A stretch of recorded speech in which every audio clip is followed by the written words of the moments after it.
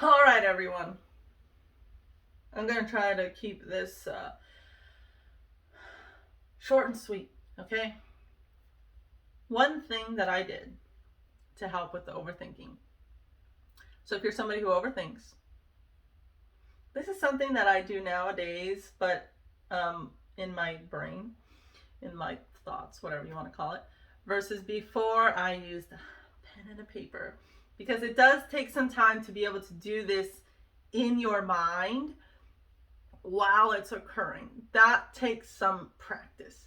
You're not just going to be able to watch this video and then immediately be able to do it in your head.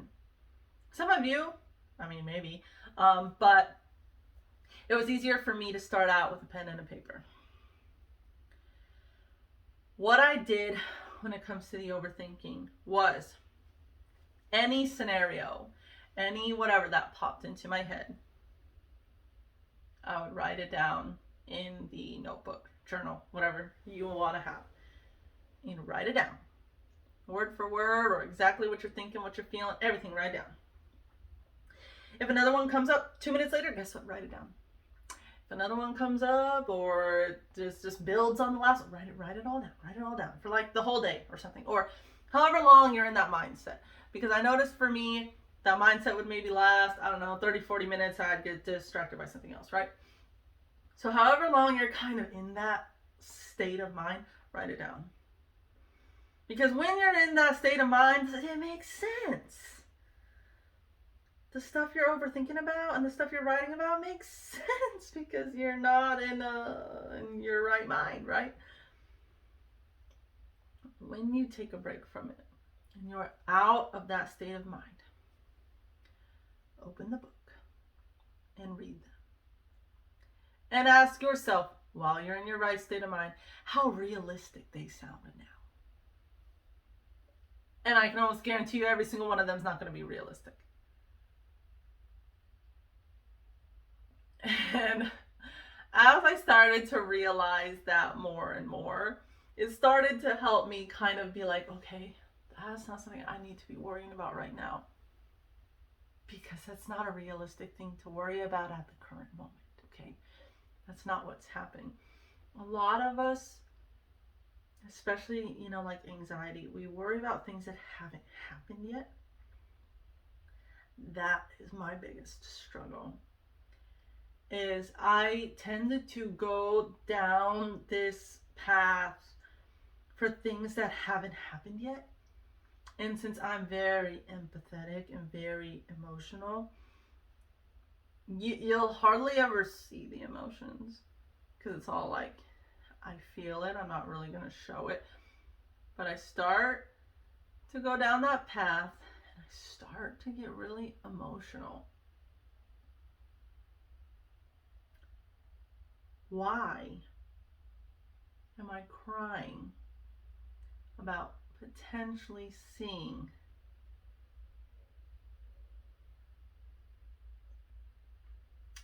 when someone has a funeral and they usually have like their face on there and like the flowers and stuff?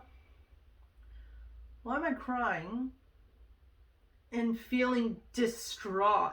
Like feeling the real emotions as if that person had died, right? When it's somebody that's currently alive right now. They are not dead. Why am I getting so worked up over this? That's not something you should be worrying about right now. If that happens, then we will take care of it. Getting worked up over it right now does absolutely nothing. Just like coming up with scenarios after the fact, it's not going to change anything. So coming up with scenarios before the fact, what is the purpose of that? You are wasting time. You are getting your body stressed and distraught for nothing. And our body doesn't need to be stressed. Our body does not need to be in a constant state of stress.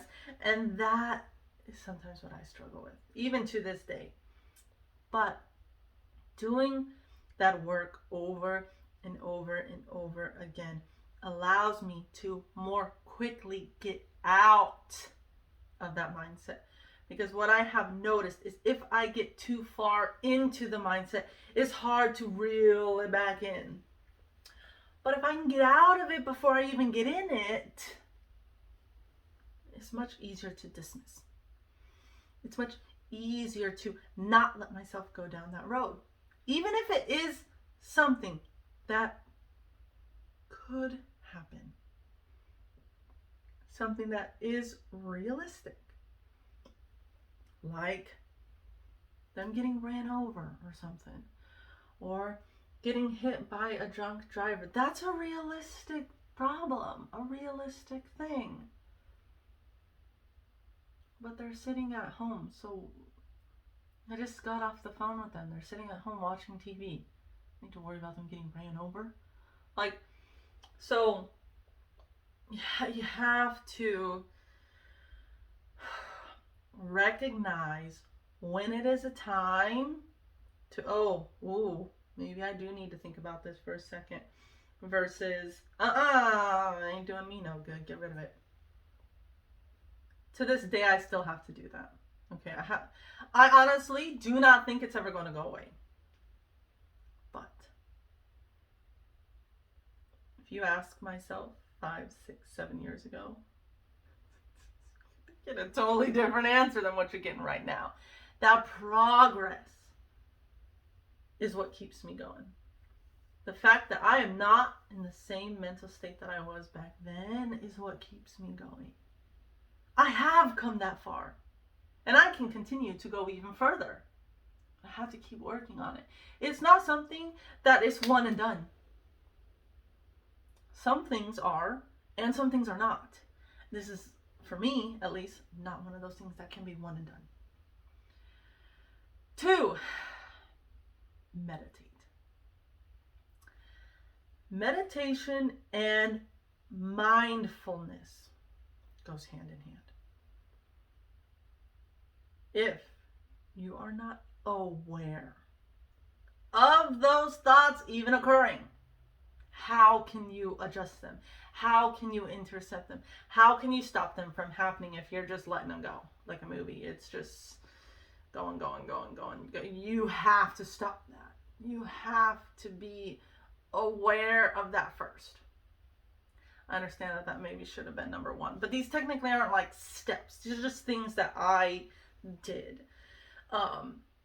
But practicing mindfulness, especially if you're a person who likes to live in the past or live in the future, mindfulness is extremely important for helping you stay in the present moment and in the now. I recommend you get the book Mindfulness by Teresa Watts. Tons of examples on how to be mindful. I absolutely loved that book. If any of you want the book, drop a comment, inbox me your address. I will send you a copy of the book. You don't even have to pay for it. I will send it to you. Number 3. This kind of encompasses everything, so obviously we will get more into it as we go, but I wanted to keep this short for you guys. Very big focus and emphasis on personal growth. Personal growth is going to encompass all things. But about 95 to 99% of personal growth is the mindset. That is the most important part of all of this, is your mindset. It's very powerful. So it's very important to understand how it works. It's very important to adjust it and adapt and change it and learn and grow. There are so many personal growth books. So many personal growth podcasts. So many personal growth YouTube videos, articles, blogs, everything. Okay. One book that I will recommend is called The Resilience Factor. I don't have the book in front of me, so I can't tell you who it's by, but it says like 7 keys to something. It's got 2 authors. That book gives you a lot of practical steps to being more resilient. The issue that I have with a lot of other self-help personal growth books is they're all just kind of like, think positively. Start telling yourself nicer things. Be happier. Cool. But how? How does somebody who's very negative start thinking more positive? It's not as simple as saying, oh, just be more positive. No, thanks. But I'm a negative person, so how do I become more positive? Well, it starts up here. It starts with making those small adjustments. Switching that negative stuff you continue to tell yourself into something positive. Where I struggled the most is with people saying to say these things even if you don't necessarily believe them. That was a difficult hurdle for me to get over, because how am I supposed to continue to say these things and be happy and okay saying these things and I don't believe it? That's where you will have to start, is focusing on your belief stuff, your belief systems first, and then adjusting your belief systems to then adjust your thought process. It's not as easy as just going from negative to positive, but it helps. It's weird and I get it. It's uncomfortable in the beginning, but it helps. It helps so much. Just like how they say when you smile, your brain can't tell the difference between your fake smile and your real smile. Your brain cannot be both happy and angry, both happy and sad. It cannot be both positive and negative at the same time. It can only be one. So which one is going to win? Which one are you going to let win? If you start noticing it's negativity, well, you gotta switch that. You gotta fix it, because your brain can only do one at a time. So the more you focus on positive things, happy things, the easier it's going to be, even if, sorry, my alarm is going off, even if it's something you don't necessarily believe, because the brain often cannot tell the difference. So if you're not having a good day, but you look in the mirror, or maybe you don't even look in the mirror, but you smile, you're instantly going to be happier. Because when you smile, that releases those feel-good hormones, even if you're not feeling good. Just smile. Just laugh. Maybe when you start laughing, it sounds so cheesy and fake that you actually start real laughing because of how ridiculous it is. Okay? Because I'm telling you, the first few times it's ridiculous and it's weird and it's awkward, so it makes it kind of funny because you're looking at yourself in the mirror like, oh, yo, what am I doing? Like, but it helps, okay? It sounds ridiculous, but it helps. It helps so much.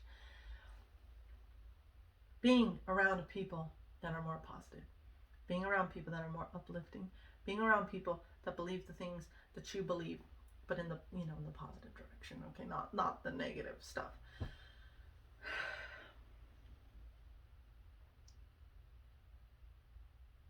The last thing I'm going to leave you with, which is something that we really have to dive deeper into. I do have another video similar, but we're going to get a little into the nitty gritty in these other videos. You need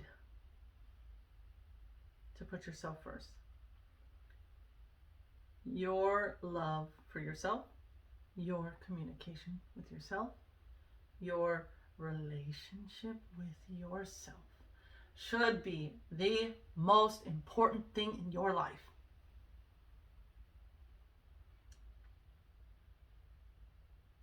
when you do the personal growth stuff, when you do the meditation, when you work through these things, you are creating that relationship with yourself. A very strong relationship.